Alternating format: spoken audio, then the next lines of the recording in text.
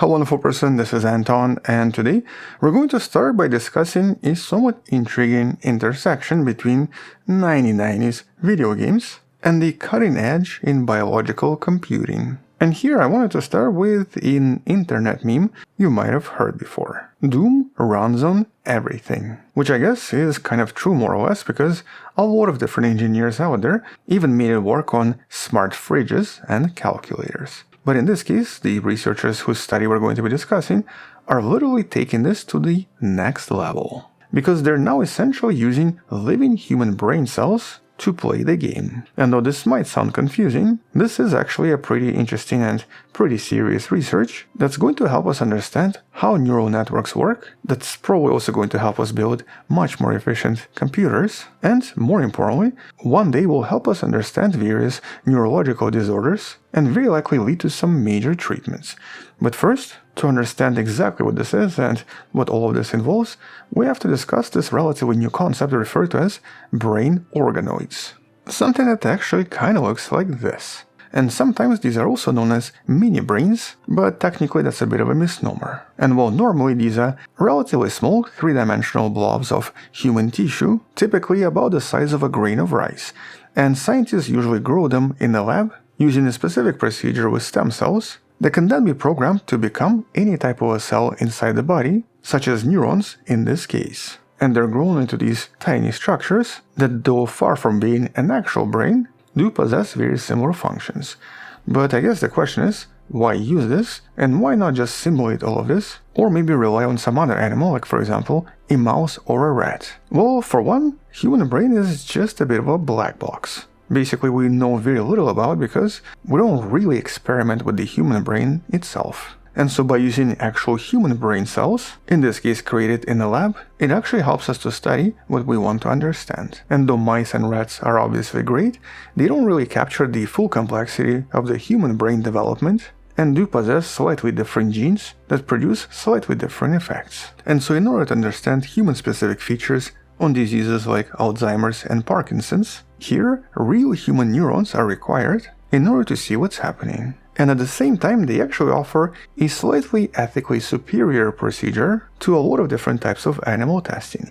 And that's because in this case, we're not actually killing the rat or the mouse, because in this case, whatever this is, it is not technically alive. These are not alive and are not animals, and only function as long as you keep them inside the correct environment. But the latest breakthrough when it comes to these brain organoids comes from a startup referred to as Cortical Labs and their new device referred to as CL1, which they describe as silicon meets neuron.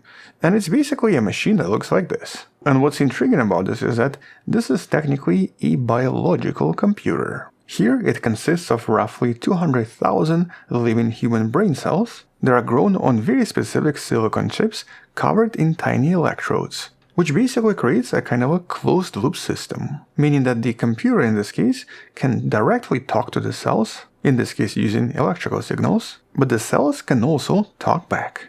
And in early experiments, these cells learned how to play Pong. And though impressive, it's still kind of simple because this is just a two-dimensional game without any meaningful complexity. And so this time researchers decided to move on to something a little bit more complex. Something you can find on those smart fridges. They basically tried Doom. Although here I guess one question is, why Doom? Well, obviously it's because, first of all, it's a lot more complex than Pong. It requires the understanding of three-dimensional environment. It requires interactions with enemies and a lot of different items. And most importantly, it requires a constant decision-making, including things like movement and firing weapons, which is something scientists refer to as goal-directed learning. And so here the digital environment of this video game was converted into specific electrical patterns that would then stimulate the neurons on those chips. And so for example, if there's an enemy somewhere, these specific electrodes will fire, letting those neurons know that something has to be done. And in response, the neurons then fire their own electrical spikes, which the system then translates into some kind of a command like fire your gun or turn left, turn right, walk forward. And while initially the brain cells were pretty bad, they walked into walls, they fired randomly, and they started spinning in circles. But over time they started to show signs of learning, eventually targeting enemies much more regularly, and basically proving that even a tiny clump of neuronal matter can adapt to various stimuli in real time, which is actually a pretty intriguing discovery and a pretty intriguing achievement. But this also builds on a kind of a history of using Doom for biological studies, where animals were also used for these very similar studies in order to understand the idea of learning, with one of the most famous studies actually being by Victor Toth. You can find his channel and the video about this in the description below. And so here this researcher built a custom virtual reality rig for his tiny rats, and their goal was to play Doom 2. Here the rat would sit on a polystyrene ball that acted as a treadmill, and as it moved, the character in the game moved as well. And so in this case, the rats basically learned how to interact with the game through this virtual rig. Although obviously, even though they learned to pull the lever to fire at demons, they didn't necessarily understand what the game is about and what they were doing. In that sense, they were just performing the tasks in order to acquire rewards. And so in contrast, the organoid experiments are quite different because they're looking at how the neural networks organize themselves and how they learn without a full body and a full survival instinct.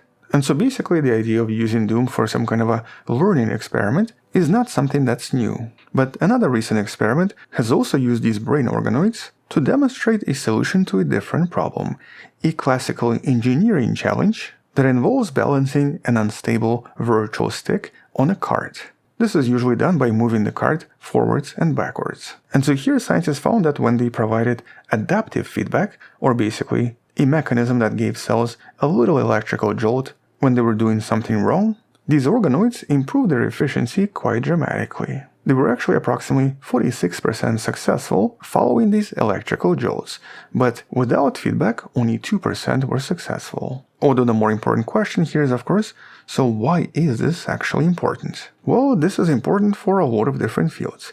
The first reason is energy efficiency.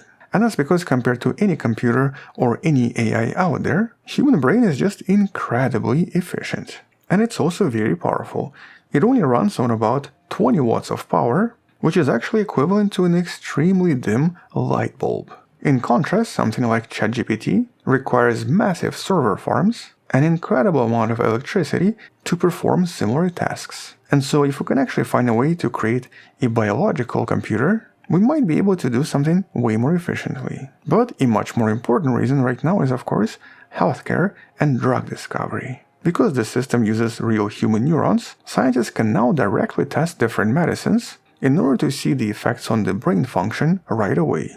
As a matter of fact, here, in the future, it might even be possible to create a personalized test using the neurons from the person that needs to be treated, and then seeing the effects of different types of medicine on the neurons that basically look like this. In this case, this would be created by using the patient's blood or skin cells, turning them into stem cells, and then growing them into these tiny brains. But for other fields, including different computer science fields, this is also a step forward for the idea referred to as synthetic biological intelligence, or basically the idea that could one day lead to these hybrid computers that combine the speed of silicon with the flexibility and learning power of a biological brain. Although, just as a side note, I also have to mention that right now we are pretty certain that these are not conscious. In other words, they don't have thoughts, emotions, or memories, because unlike a human brain, they do not contain specific structures and are not actively thinking about, for example, demons as they're fighting in Doom. They only function when there is some kind of interaction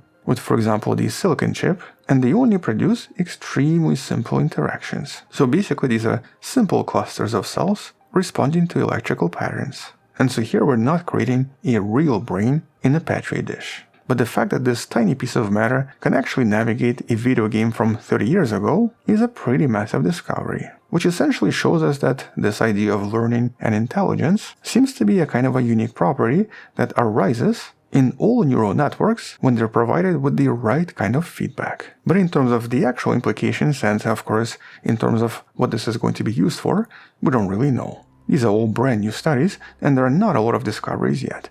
On that note, once we learn something else, we'll come back and discuss this in some of the future videos. Until then, thank you for watching, subscribe, come back tomorrow to learn something else, support this channel on Patreon where you can find additional videos without any ads and can DM me directly, or by joining a channel membership that grants you early access. You can also support this channel by buying the Wonderful Person t-shirt in the description below. Stay wonderful, I'll see you tomorrow, and as always, bye bye.